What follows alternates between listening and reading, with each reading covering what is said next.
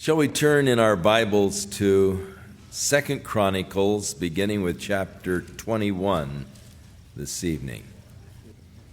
Jehoshaphat, we remember, was a good king. The son of Amaziah, he had initiated even further spiritual reforms. He had sought the Lord for help and for strength during his reign. He had experienced the power of God and the deliverance of God from the enemies. The kingdom was strengthened, the kingdom was blessed under his reign. However, Jehoshaphat had a strange fascination to observe evil, and on several occasions would go to the northern kingdom, befriended Ahab, that horribly wicked king of Israel, and pledged himself to support Ahab. The prophet of God rebuked him for this alliance, and yet he persisted in it. And at the death of Ahab, he continued this relationship with the northern kingdom through the equally wicked son of Ahab, Ahaziah. And again, the Lord spoke to Jehoshaphat and told him that the joint ventures would be broken. The Bible tells us not to be unequally yoked together with unbelievers, and yet that is exactly what Jehoshaphat sought to do. And so it was sort of a strange quirk of his personality.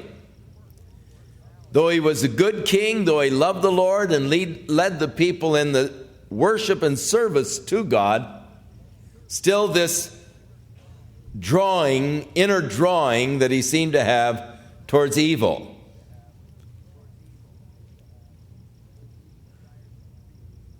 The desire to see it as an observer, not to participate. So Jehoshaphat, this good king, slept with his fathers. He was buried with his fathers in the city of David, and Jehoram, his son, reigned in his stead. And he had brothers, that is Jehoram, the sons of Jehoshaphat. And you might take a Bible dictionary or a good Bible concordance, Young's or Strong's, and look up the names that Jehoshaphat gave to his sons, because they are all really just very great names that signify the help of God, the strength of God, God being king, and just good names. Azariah, Jethiel, and that is Jehovah is God. Zechariah, again another Azariah, but in the Hebrew it's spelled a little differently, but phonetically it sounds the same in English, but in the Hebrew it is a little different name. Michael, and Shephatiah, and all of these were the sons of Jehoshaphat, the king of Israel. And their father, Jehoshaphat, gave to them great gifts of silver, of gold, precious things. And he placed them more or less as rulers over the walled or fenced cities of Judah.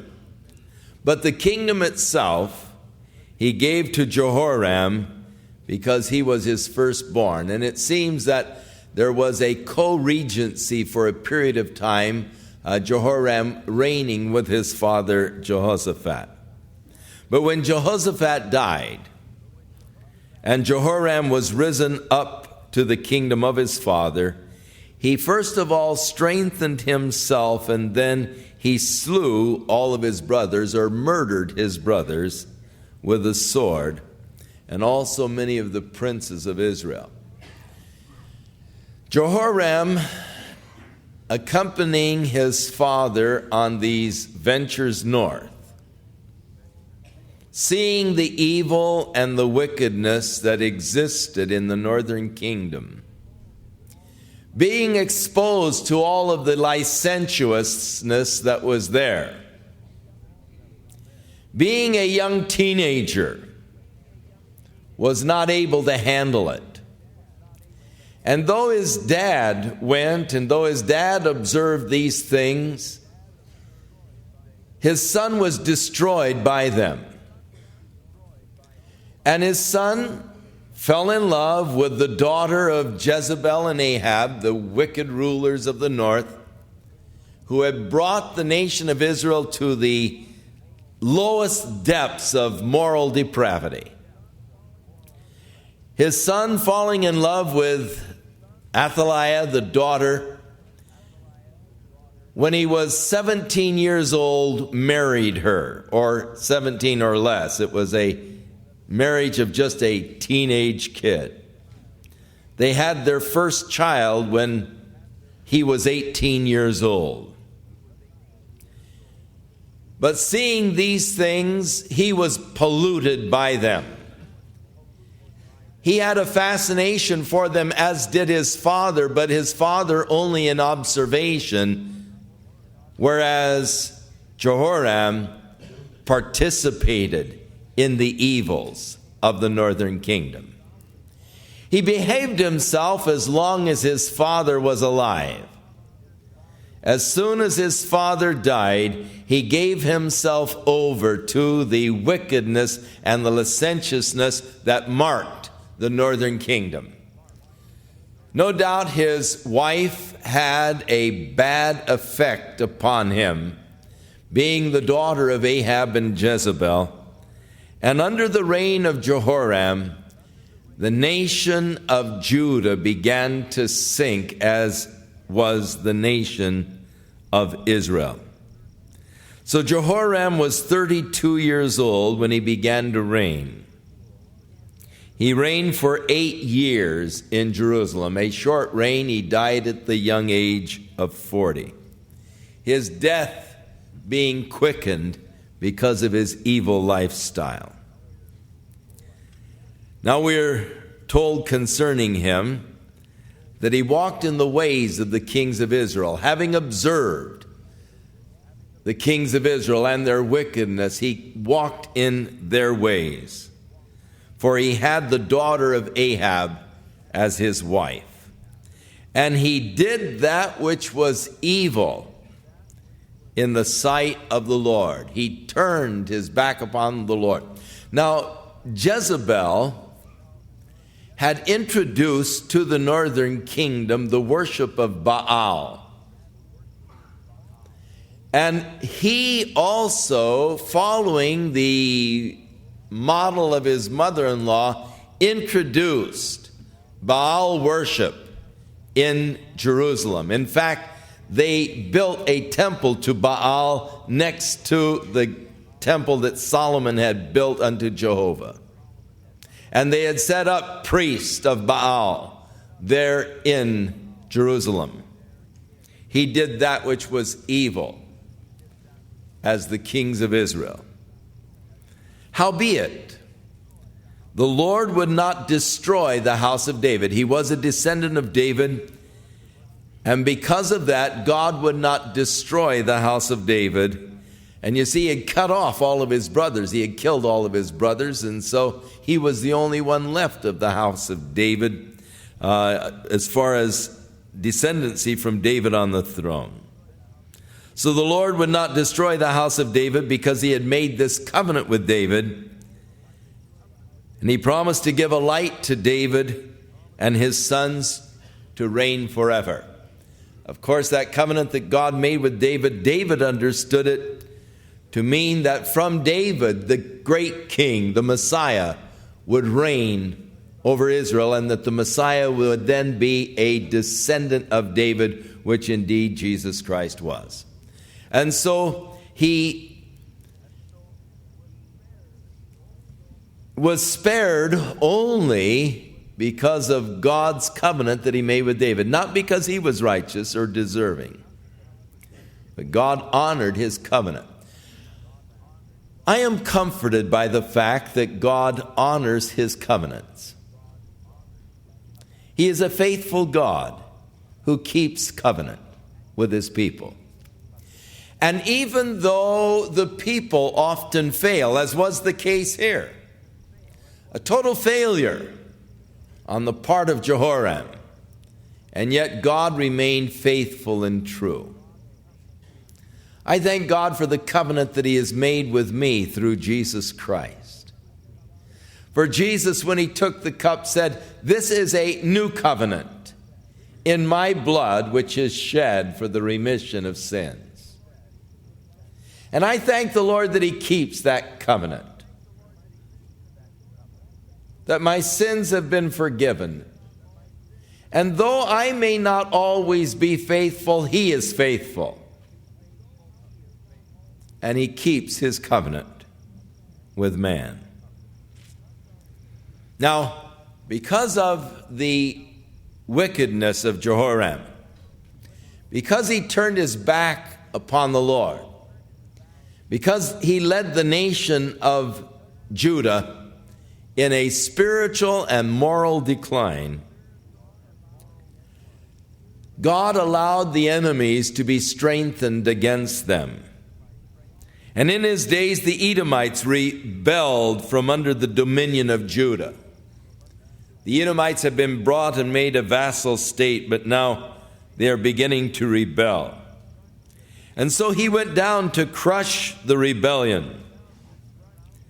However, he became surrounded by the Edomites. He fought his way out of the battle. God spared him. But from that time on, the Edomites revolted from under the hand of Judah unto this day. They were never again brought under subjection to Judah. And also at the same time did Libnah revolt from under his hand, and the reason being because he had forsaken Jehovah, the God of his fathers. God had over and over again said to the kings of Israel, "If you seek me, I will be found of you. If you forsake me, I will forsake you." We know that that is true today. I cannot walk away from God and the things of God and expect God to continue to give me his divine protection. I can move myself outside of the hand of God's protection. Jude, in writing his epistle, exhorts those to whom he is writing to keep yourselves in the love of God. Keep yourself in that place where God can protect you, where God can bless you, where God can show his love to you by doing for you the things he desires to do. It is possible for you to remove yourself from the place of God's blessing, the place of God's love. And as Jude points out, with the examples of the nation of Israel itself, who had experienced the deliverance of God from the bondage of Egypt, and yet never did enter into the full blessings of the promised land because of their unbelief. And some of you have been delivered from the bondage of sin, but you haven't entered into the full blessings of that walk in the Spirit. You've come short of all that God is wanting to do for you. You haven't entered into that fullness. You haven't kept yourself in that place where God can do for you the things he wants to do for you because of his love. You haven't kept yourself in the love of God. God still loves you, of course, but you're not receiving the full benefits of that love.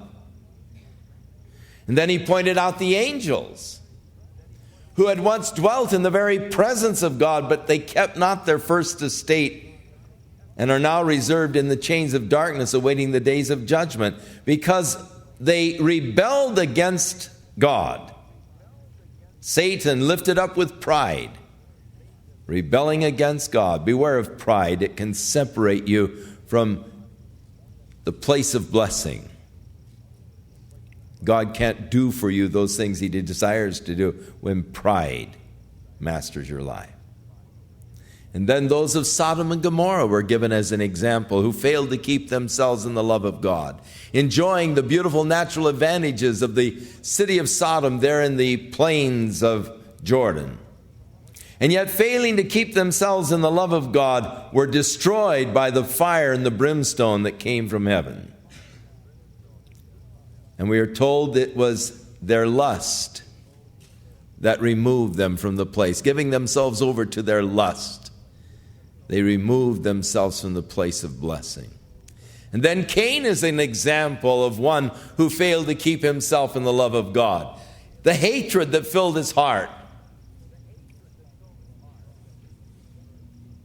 And from the hatred, the murder of his brother Abel.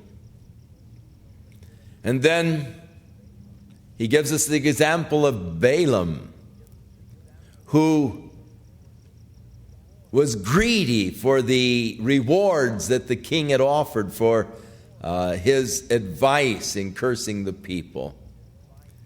And he allowed greed to master him and thus missed the place of God's blessing. And finally, Korah, jealousy filling his heart, also missed out on God's blessings. And so the warning, keep yourself in the love of God.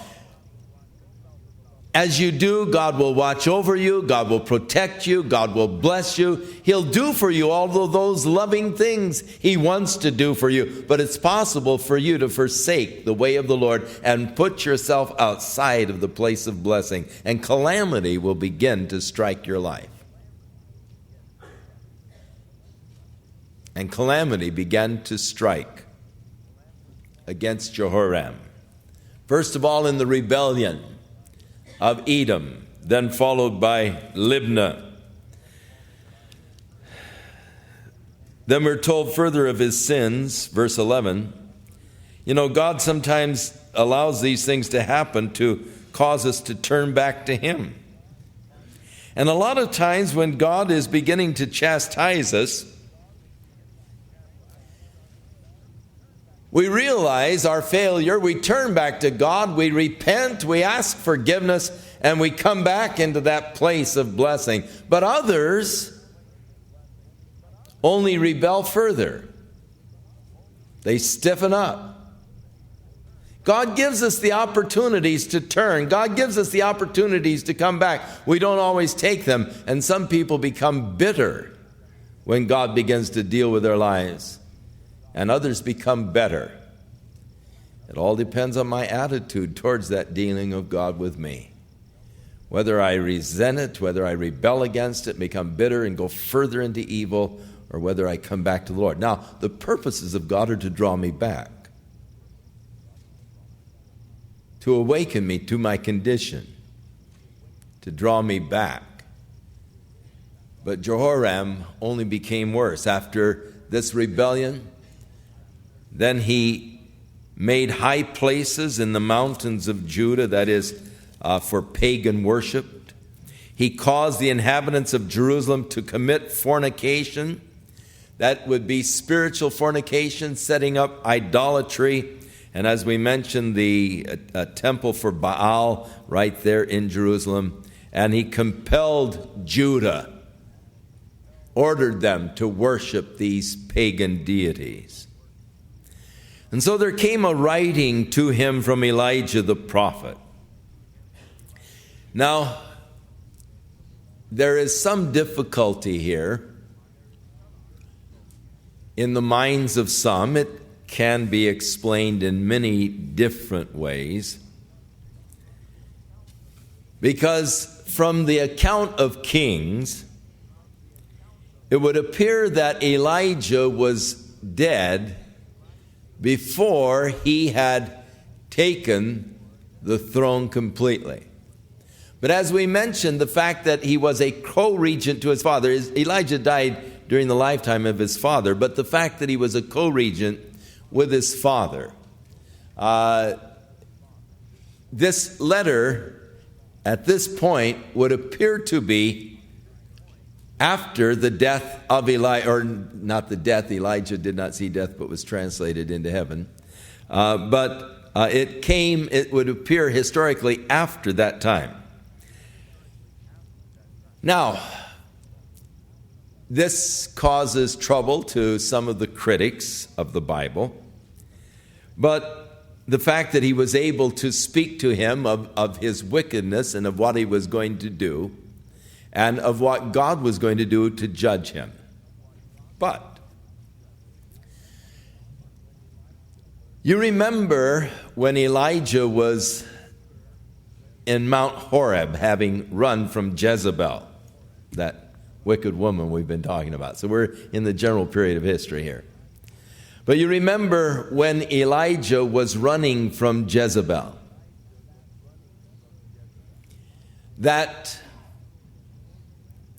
the Lord spoke to him down there in the cave at Mount Horeb. And he said to him, "Get up to Syria and anoint Hazael to be the king over Syria." And so Elijah went up and he met Hazael, and he began to stare at him until it was embarrassing. And then he began to weep. And Hazael said, "What's wrong?"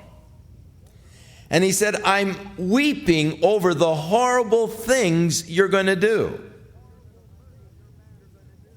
For you're going to murder your master. And then you're going to shed the blood of the children of Israel. The babies you're going to slaughter." And Elijah was predicting the future evil reign of Hazael before he was ever king. And Hazael himself seemed to be shocked. He said, "Am I a dog that I would do these things?" And yet he did those things. He murdered Ben-Hadad. And then, of course, he conquered over Israel and destroyed the women and the children. Elijah could see it prophetically by the Spirit.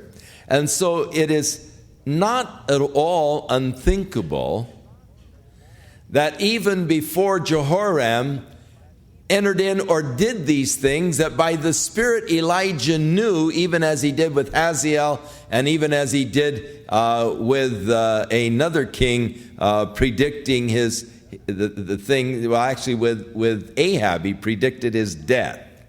And he predicted the death of Jezebel, where the dogs licked the blood of Ahab, so shall they lick the blood of Jezebel.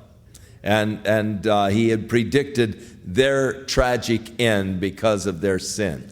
And so here with Jehoram, and probably while he was still co-regent with his father, Elijah wrote this prophecy, this message that was delivered to him, that said, "Thus saith Jehovah God, the God of David your father, because you have not walked in the ways of Jehoshaphat your father, nor in the ways of your grandfather Asa, the king of Judah, but you've walked in the way of the kings of Israel, and you've made Judah and the inhabitants of Jerusalem to go a whoring," that is, after these other gods, "like to the whoredoms of the house of Ahab." You've introduced this whole vile moral morass.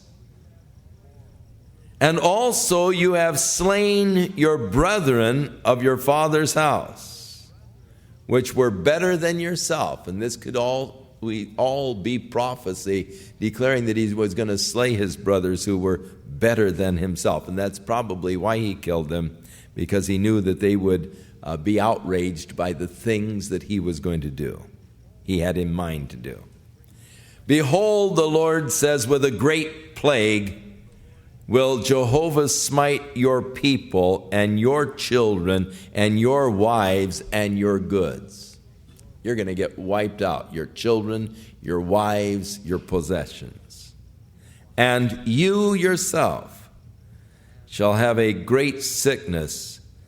Your bowels will become diseased until your bowels will fall out by reason of the sickness day by day. You're going to die a horrible, ugly death. Now we read, moreover, the Lord stirred up against Jehoram the spirit of the Philistines. Not only did Edom rebel and Libnah, but now the Philistines began to fight him, and the Arabians who were near the Ethiopians. And they came up into Judah, they broke into it, and they carried away the substance that was found in the king's house. They also carried away his sons and killed them, also his wives, so that there was not a son left unto him except for Jehoahaz, who was the youngest of his sons. The rest of his sons were all carried away and killed by the enemy. And after all of this, the Lord smote him in his bowels. The prophecy of Isaiah was fulfilled, or Elijah rather, with an incurable disease. And it came to pass that in the process of time, after the end of 2 years, his bowels fell out by reason of his sickness. So he died of sore diseases, and his people made no burning for him like the burning of his fathers. As we pointed out this morning, this disease is much like AIDS in many of the victims. It's a horrible kind of a disease. The people made no burning for him. Now, usually when the king would die, they would light bonfires and they would gather around and mourn and weep and lament over the loss of the king. Not for this fellow. He had 8 years of horrible reign in which the nation went from a position of power, wealth, and strength to a position of weakness, conquered by their enemies and filled with false gods. He was 32 years old when he began to reign. He reigned in Jerusalem for only 8 years. And he departed without being desired. No one cared. Howbeit, they did bury him in the city of David, but not in the sepulchres of the kings. The inhabitants of Jerusalem then made his son Jehoahaz, who is here called Ahaziah, and so he's known by actually 3 different names. Again, he'll be called Azariah, Ahaziah, and Jehoahaz. The youngest son, the only son that he had left, the inhabitants of Jerusalem made Ahaziah, his youngest son, the king in his stead. For the band of men that came with the Arabians to the camp had slain all of the eldest. So Ahaziah, the son of Jehoram, the king of Judah, reigned. The 42 is a copyist error somewhere along the line. In Kings, it says he was 22 years old when he began to reign. And he reigned 1 year in Jerusalem. And his mother's name was Athaliah. That was the daughter of Jezebel and Ahab, who had married Jehoram, the wicked queen mother who still had a horrible influence in Judah. And so he walked in the ways of Ahab, for his mother was his influence, his counselor to do wickedly. Ma Barker, just leading her son in the path of wickedness. There's probably nothing more glorious and powerful than the influence of a godly mother. Read the stories of John and Charles Wesley and the marvelous influence their mother had over them. Godly mothers can carry such tremendous influence over their sons for good. I thank God for the influence of my mother in my life. I thank God for the influence of Kay in the lives of our children. And I really attribute the godly walk of our children to their mother's influence in their lives, her prayers and her influence. Thank God for it. But even as a mother can be an influence for good, a mother also can be a horrible influence for evil. And some of the worst tyrants in the world have been created by the ungodly influence of their mothers. Athaliah was one of those, an ungodly influence upon her son.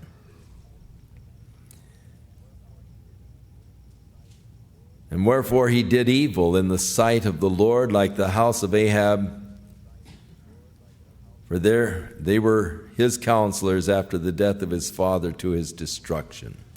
So his mother was his counselor, and also the other counselors that he had were leading him in the wrong path. He walked also after their counsel, and he went with Jehoram, the son of Ahab, king of Israel, to war against Hazael, this other one we already talked about, the king of Syria, at Ramoth Gilead, and the Syrians smote Joram, who was the king of Israel, the northern kingdom. And Joram returned to be healed in Jezreel of the wounds that he had received in the battle against the Syrians. And Azariah, this is the third name given to Ahaziah, the son of Jehoram, king of Judah, went down to see Jehoram, the son of Ahab, at Jezreel because he was sick. Now, Joram was actually his uncle.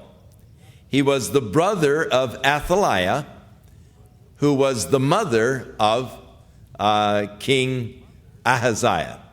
So he was going up to visit his uncle. Again, following the pattern of his grandfather in that curiosity and desire to be involved in the wickedness of the northern kingdom, he was going up to visit his uncle. And the destruction of Ahaziah was of God by coming to Joram. This visit to his uncle was going to cost him his life. For when he was come, he went out with Jehoram against Jehu, the son of Nimshi. Now, God had promised that he was going to cut off Ahab, the dynasty, the seed of Ahab, from ruling in Israel. And so the son of Ahab had gone to war against Syria at Ramoth Gilead, where Ahab incidentally was killed in battle. The very same city, trying to take it from Syria, Ahab was killed. Now his son Joram goes against the city and is wounded, severely wounded. He is recuperating in Jezreel. But the Lord came to Jehu and told Jehu that he was to be the king. The prophet came to Jehu, said, God has appointed you to be the king to wipe out Ahab and the ungodly seed of Ahab from the land. And so Jehu was coming with his men, a band of men, to kill Joram. And it so happened that by Ahaziah being there during this bloody purge, he also was caught by Jehu and killed by Jehu.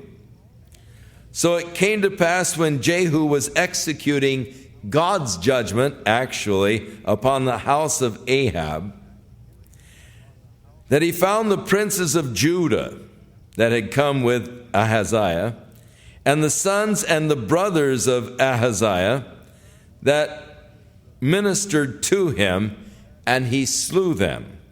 And then he sought for Ahaziah, and they caught him, for he was hiding in Samaria. And they brought him to Jehu, and when they had slain him, they buried him, because they said, he is the son of Jehoshaphat, who sought the Lord. That is, at least they honored him by burial. They just didn't leave the body out for the dogs and the birds to eat. But they buried him, did him that honor because of his grandfather Jehoshaphat, not because of him. Because Jehoshaphat had sought the Lord with all of his heart, so the house of Ahaziah had no power to keep still the kingdom. Ahaziah only reigned, 22 when he began his reign, reigned only for 1 year. But when Athaliah, the mother of Ahaziah, saw that her son was dead, she arose and destroyed all of the royal seed of the house of Judah. She caught hold of all of the descendants of David to kill them. But Jehoshabeth, the daughter of the king, took Joash, the son of Ahaziah, and stole him from among the king's sons. Now, this wicked woman went around and killed all of her grandchildren, all of her grandsons, but she didn't find this one little guy. He was a baby. His aunt took him and gave him to a nurse to keep him. So Jehoshabeth, the daughter of the king Jehoram, the wife of Jehoiada the priest, she had married into the family of the priesthood, for she was the sister of Ahaziah. She hid him from Athaliah so that she did not slay him. And he was with them, hid there in the house of God, in the temple. They hid this little baby for 6 years. And Athaliah was reigning over the land. A year old when he was spirited away by his aunt and hid, that he was not slain by his evil grandmother. So in the 7th year, and of course this Athaliah, the daughter of Jezebel, assumed the position of queen and reigning over the land. She reigned over the land for this 6 years period. And in the 7th year, Jehoiada the priest strengthened himself. He took the captains of the hundreds. He got together the military. And he called them to come into a covenant with him. He said, look, we have a descendant of David. God's promised the throne to David. This wicked woman, she belongs to the north. And God's promised it to David, And so he caused them to make a covenant. He revealed, look, I've got this little boy. Here he is, 7 years old, but he's the rightful heir to the throne. So they went about in Judah, and they gathered together all of the Levites. This was a conspiracy. It was a surreptitious kind of a thing. And they gathered all of the Levites from out of the cities of Judah, the chief of the fathers of Israel, and they came to Jerusalem. And all the congregation made a covenant with the king in the house of God, this little 7-year-old boy. And he said unto them, behold, here is the king's son, and he shall reign, as Jehovah hath said, of the sons of David. Here's the rightful heir. And this is the thing that you shall do. A third part of you entering in on the Sabbath of the priests and of the Levites shall be the porters of the doors. You'll be the guards at the door, a third of you. A third part of you shall be over here at the king's house. And a third part at the gate of the foundation. And all of the people shall be in the courts of the house of the Lord. But don't let anyone come into the house of the Lord except the priest and they that minister of the Levites. They shall go in, for they are holy, but the people shall keep the watch of the Lord. And so the Levites shall encircle the king. They'll get a circle around him, every man with his weapons in his hand. and whoever else comes into the house shall be put to death. But you, with the king, when he comes in and when he goes out, you will be there, you'll surround him, you'll protect him. The whole thing was set up. So the Levites and all of Judah did according to the things that Jehoiada the priest had commanded. They took every man his men that were under him, that had come on the Sabbath day, that were to go out on the Sabbath, for Jehoiada the priest dismissed not the courses. They kept them all there.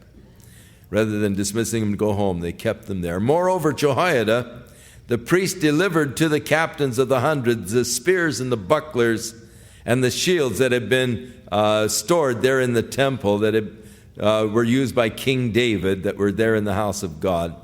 And he set all of the people, every man having his weapon in his hand, from the right side of the temple to the left side of the temple, along the altar and the temple by the king round about. In other words, they just surrounded the place, both sides. And here was this little 7-year-old boy standing in the place that the king stood in the temple. There was a special place of honor for the king to stand within the temple. He is surrounded by these guards, by these men, armed with the armor that came from the days of David. And having set the whole thing up, then they brought this little 7-year-old boy out. They brought out the king's son, put upon him the crown, and they gave him the covenant, and they made him the king. And Jehoiada and the sons anointed him, and they began to cry, God save the king. And this whole cry was taken up then by the people.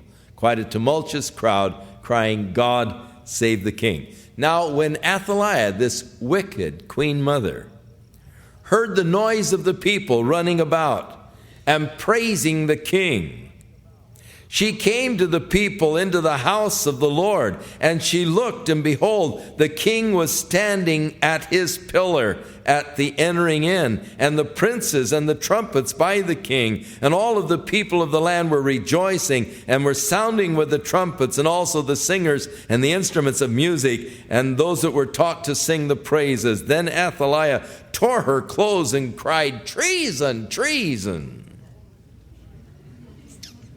So Jehoiada the priest brought out the captain of the hundreds that were set over the host, and he said to them, take her out of the range of the temple. Get her out of the range of this place. And whoever follows her to support her, put him to death.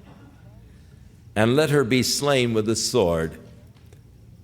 For the priest said, don't slay her here within the temple. Take her out of the range of the temple. Anybody tries to support her, kill him, and slay her with the sword outside. So they laid hands on her, and when she was come to the entering of the horse gate by the king's house, there they slew her. And Jehoiada made a covenant between him and between all of the people and between the king, that they should be Jehovah's people. So here again is hope. With a spiritual reform, the nation had sunk through the wicked influence of the two previous kings, Jehoram and Ahaziah. They had been defeated by their enemies. And so a new covenant, a renewal of their commitment to the Lord. We will be Jehovah's people. I love this kind of a commitment. And I think that it's a kind of a covenant that we all need to make and we need to renew time by time. That covenant to be God's man, God's woman, God's people. We're going to serve the Lord. We're going to put the Lord first. We're going to keep the Lord first in our lives. Righteousness exalts a nation. Sin is a reproach to any people. The frightening thing about the whole issue is that there are so many parallels between the nation of Israel and the United States. And as we see the decline, as we see the turning away from God by the nation that was founded and established by God, established as God's people, but as they began to turn away from God, the calamities that began to befall the nation, tragedies that began to come.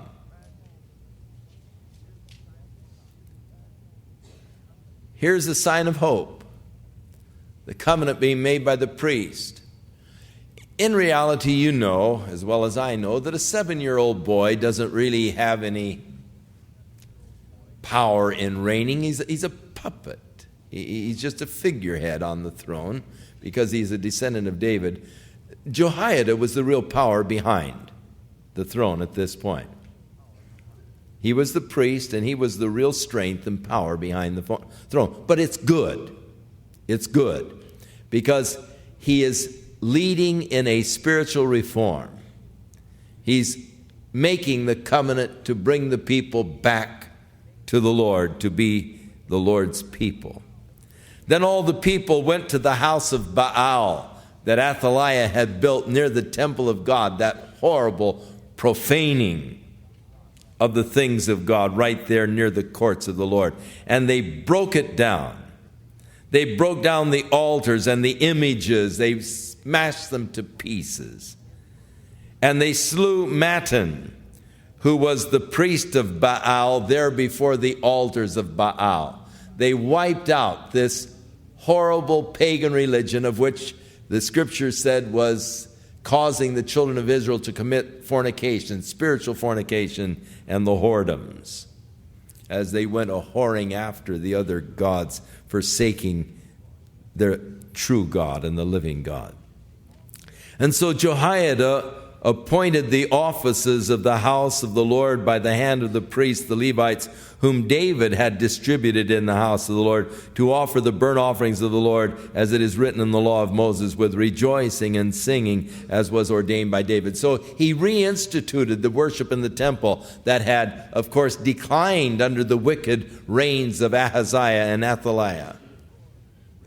And so now he restores the order of the priest. He restores the sacrifices, and he restores the temple worship, the singing and the praises as they offered their sacrifices unto God. And he set the porters at the gates of the house of the Lord, the guards that were there, and none which were unclean could enter into the temple precincts.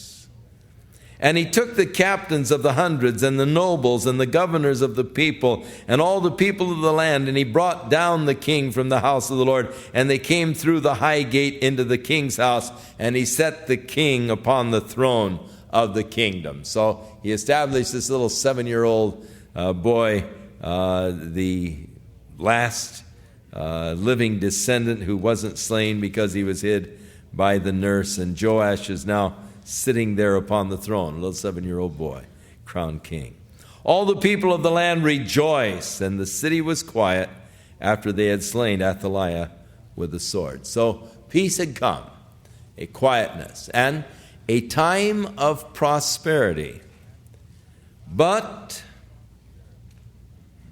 unfortunately, as we will discover in next chapter, when Jehoiada dies, his influence over Joash ceased, and somehow, some way, Joash turned, and he did not follow through on the spiritual reforms completely, and it sad picture, and thus God allowed them to be overthrown by Syria, a weaker force. But we'll look at all of that next week as we continue our journey through the Bible. I pray that God will bless you this week in a very special way, that your life will be guided by the Holy Spirit, that you'll have that sense of God's nearness and of God's presence, and especially of God's love. May He strengthen you. as you walk in the midst of an evil and corrupt generation. May He keep your heart pure and holy towards Him. And thus, may you grow in your love and in your commitment to the things of God. In Jesus' name.